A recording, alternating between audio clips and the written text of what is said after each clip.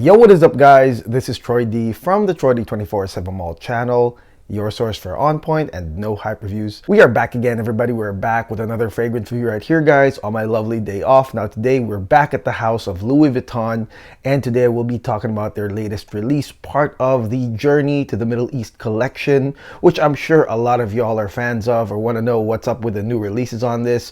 So today I will be breaking down this really new fragrance to y'all. Let's go. Now, before I continue, please do not forget to like and subscribe, guys, okay? Liking, subscribing, and watching the ads is a great big deal to this channel as we head towards 28,000 subscribers. So please continue all your support, guys. Deep dive into my over 900 no hype videos. I've got a massive library, and shop at our affiliate links and with our friends of the channel that help us decant and send these really quickly for review.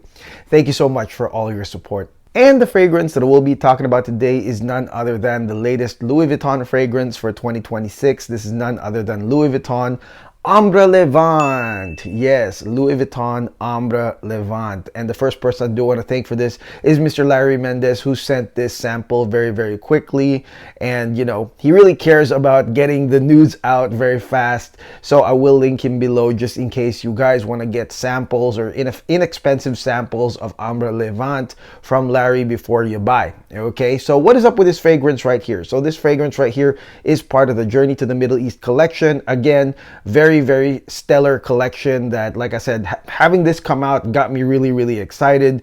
And concept wise, guys, Ambre Levant is about the geographical region of the Levant, which is comprised of about 5 to 6 countries, basically the cradle of civilization in the Middle East. And also the amber part is apparently an ode to the golden hour or the sunset in the Middle Eastern region. Okay, so that is pretty much it. Now, my concerns were pretty simple. In this fragrance, were we gonna get a pure amber fragrance, as in honeyed resinous amber / labdanum, which in my opinion at this point is super duper redundant?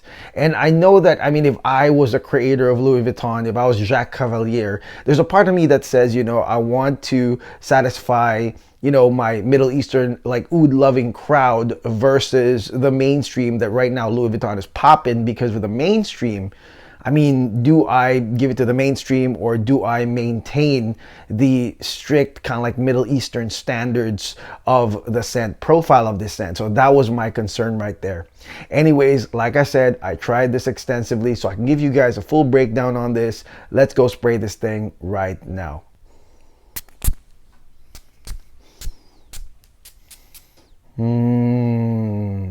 Okay, guys, now let's talk about this fragrance right here, the latest Louis Vuitton fragrance for 2026 and part of the Journey to the Middle East collection, Ambre Levant. Starting with this opening right here, which is not what I expected whatsoever, and it pretty much answered the previous question that I had before I sprayed this fragrance right here. So this fragrance straight up is an oud scent. Okay, oud is going to be at the centerpiece of this scent, and it will be the main profile versus the expected, or what I thought was going to be another redundant resinous sweet amber thing, that this is totally not. Right here in the opening, you are going to get the notes of oud as well as white pepper with some slight mandarin.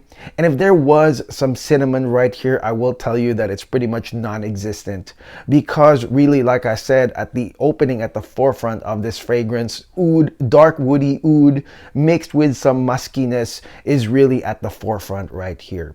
So that answers the question, are we going to get some sort of sweet amber thing all throughout because of the name? No. This one definitely has a dark, woody, musky, oudy profile that comes out in the beginning. And then secondary to that is going to be your clean white musky pepper, which also has these like really nice aromatic tendencies that is not sweet. So you have spices and oud really dominate the intro right here. Now, if you're wondering where's the mandarin at, the mandarin is actually tertiary here in this opening. It's not really even secondary. It's going to be a strong, dark, woody, and musky oud with some white pepper, some spices, and then some background sweet mandarin, but it is really a low amount compared to the other notes coming into this intro. And with that being said, guys, I could tell that this from first spray is for the Middle Eastern crowd. It definitely is. I mean, this is no compromise to the mainstream, okay? Because right from the get-go, it's oud and it's pepper. All right, it's oud and it's pepper. And it's very masculine in its approach. Again, with the mild, very mild mandarin coming out. And again, cinnamon being nowhere to be seen. This one right here is definitely peppery, aromatic, and has a dark oud wood slash musky profile in this intro. Which I can say that I've smelled before in other Middle Eastern scents, but this one makes a stamp right there that this is pretty masculine and pretty impactful and has a very enigmatic type of approach as you walk in, which is really nice when it comes to a lot of oud fragrances, coming in as an enigmatic figure with some power and some presence, some quiet presence as you walk in with this fragrance. Now, sillage and projection wise, you've got some aromatics right here, definitely with the white pepper being aromatic, and also with the incoming sage. I will say this, that this fragrance creates a scent trail, all right, but it is a clean, nice scent trail. I wouldn't say that this fragrance is imposing whatsoever, but it will definitely let people know about your presence, okay? And definitely for the wearer, you will feel the strength as you are wearing this fragrance right here. So I would say that this is an aromatic, lingering scent with a scent trail. Okay, so now let's head into the mid of this fragrance, Louis Vuitton Ambre Levant. And again, one of the questions I had was, okay, when's the amber supposed to come in? Well, again, it doesn't come in till much later into the scent, which means that this fragrance is much more on ambergris versus amber as in the honeyed amber. And right here in the mid, guys, one note that does gain strength is going to be sage, guys, okay? It's going to be your white incense or sage that kind of takes over. And that's why really the sweeteners in this fragrance, again, cinnamon I couldn't really find, mandarin very tertiary, but you can just imagine coming in with a very masculine oud musk combination with white pepper, and then going into white incense or sage, the white incense being really smoky and, you know, gain strength as the mid continues on in this fragrance. You can see where it kind of goes. Where's the sweetness? Not really, right? And then on top of that, with the sage comes ambergris, which I believe that's why Ambre Levant, that's where it's at. Like, think about pure Ambre in Louis Vuitton as well. I mean, that one was an ambergris, more of an ambergris type of scent. And same here. Ambergris is going to be a big part of the mid of this fragrance. Not sweet amber, but your mineralic ambergris, okay? Your natural mineralic ambergris goes well with this white sage, giving some muskiness as well as your smokiness here in the mid of this fragrance. So like I said, it's definitely a presence perfume that I think the guys will really like, especially as the mid hits. Okay, now let's talk about the dry down right here of Louis Vuitton Ambre Levant. Now, right here in the dry down, I'm sure by this point you guys are thinking, okay, where's the amber? Sure, the amber does come in, the honeyed amber does come in at the end of this fragrance right here, but not without anything, as labdanum is really the main resin carrying the slight sweet amber smell, which means it's still entwined with leathery properties. And that's what I meant by saying that, you know, I think the guys are gonna love this, because from the start to the end, there's that masculinity,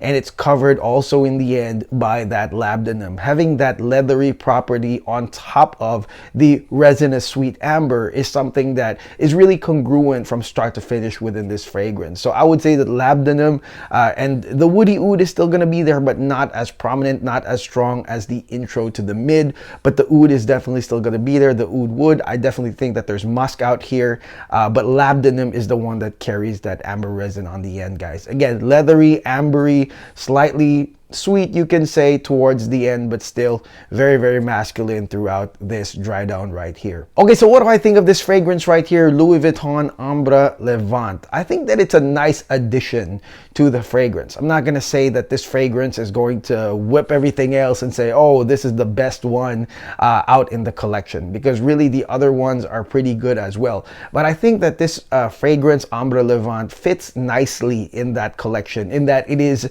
a very masculine masculine impact, like a quiet impact oud type of fragrance that, you know, any guy can wear in the Middle East, and it will be really, really nice. And again, this profile is not new to me. I've smelled it in other high-end Middle Eastern scents. I have some special edition Vuittons that are the same way, and so I get what it is. Even Spirit of Dubai have their own like style like this. But again, this is through the vehicle of Louis Vuitton, which will disseminate this to the mainstream, and of course those that love the high-end brand will, you know, associate with this. So I would say that this is again a nice addition to that collection. And usage wise, like I said, this is for men in my opinion. Very masculine from the get-go. That oud wood, which is not animalic, not poopy. It's straight up like oud musk, a dark woody musk type of scent does take center stage in this fragrance. So for oud lovers, you're gonna like it, but very masculine in its approach. Of course, flanked by white pepper, flanked by white incense, flanked by ambergris, mineralic ambergris. So even with that, this is very, very masculine, very nice in its approach, guys. And also non-offensive. I didn't feel that it was offensive. My wife, the oud meter around the house, did not detect me wearing this whatsoever, because it didn't have those, you know, animalic properties, or, you know, nothing funky about that. So really this one is a safe oud scent as well. But I would say mostly this is for the men who want to project masculinity in a Middle Eastern style scent in this fragrance right here. And I would say that this one right here is cool to cold weather, not necessarily full fall winter. I would say you can wear this in spring nights, AC environments. For those that are in the Middle East, I'm sure it's just normal, but wearing this in a mall or any type of function, AC environments will be great, because there's nothing here also that's like super heavy as well. Even the sage is, although smoky, not as heavy as you think. Okay, I would say that the heavy part is more of the masculine presence that this fragrance gives. Okay, now let's talk about total performance of this fragrance right here. This fragrance lasted over 12 hours, but I would say the total strength is about 10 to 11. It isn't really like a very loud, like strong oudi fragrance in my opinion. Again, I feel like it is a non-imposing, steady type of fragrance, but still with some impact. So even with the total performance right here, you're not gonna expect something super strong throughout that goes and continues. But I will say this, that I do smell the oud smells even beyond 12 hours, but it's here and there. It's not super consistent. So I would say 10 to 11 hours, or 11 hours is the total performance of the significant strength of this fragrance right here. Okay, and finally, let's look at the pricing of Louis Vuitton's Ambre Levant, and is it worth a full bottle? Okay, so first and foremost, the pricing on this one is very mysterious and enigmatic. If you go to the Louis Vuitton site, should you be interested in getting a bottle, it says contact advisor. Now, on an average, guys, the standard Middle Eastern scents of Louis Vuitton are between $440 to $500. And then, of course, you have their ultra luxe versions, which is your Pur Santal, Pur Oud. I think those are north of $1,500. There are rumors that this one is right in between. Now, in my opinion, I would not pay for this if it was like over $1,000. If it was under $1,000, definitely I'd think about it. If it was in the $400 to $500 range, I would get it, because it is a very masculine Middle Eastern scent, an Oriental oud wood scent that I think is going to be very, very usable if you use these types of perfumes. It's also very luxurious, so without a doubt, it's going to be something that you can wear. However, like I said, it depends on the pricing, because the thing is, when it comes to this fragrance, because it's pretty linear in what it's trying to do with not a lot of complex changes, and maybe, sure, the oud is probably the expensive part of this fragrance, to me, that doesn't constitute like over $1,000. If you're gonna give me over $1,000, please give me something complex that I've never smelled before. That's something that's gonna surprise me somewhere in the mid or the ending of this fragrance. That will really, to me, as I'm spending $1,000, which to me is very important, it would matter. Okay, if that makes sense. That's my own like pricing decision making right there. There is a new Clive Christian that came out that I'm really desperately trying to get a sample of.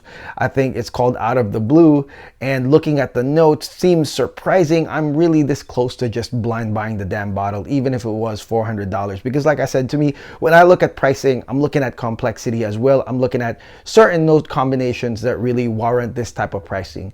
With this, I think that the oud is going to be the expensive part, and then really, although there are different notes in this fragrance, it's pretty linear in what it's trying to be. So again, it is a grabber, but if it was over $1,000, I definitely wouldn't buy it. But if it's between $500 to $600, I think that that's okay for the pricing of this one right here, Ambre Levant. And that is it. That is my no hype review of the latest Louis Vuitton fragrance and Journey to the Middle East collection fragrance, Ambre Levant. Let me know in the comments below what y'all think of this fragrance, if you are one of the few that have tried this fragrance. And if you haven't, and if you want to, again, hit up my boy Larry Mendez at the link below.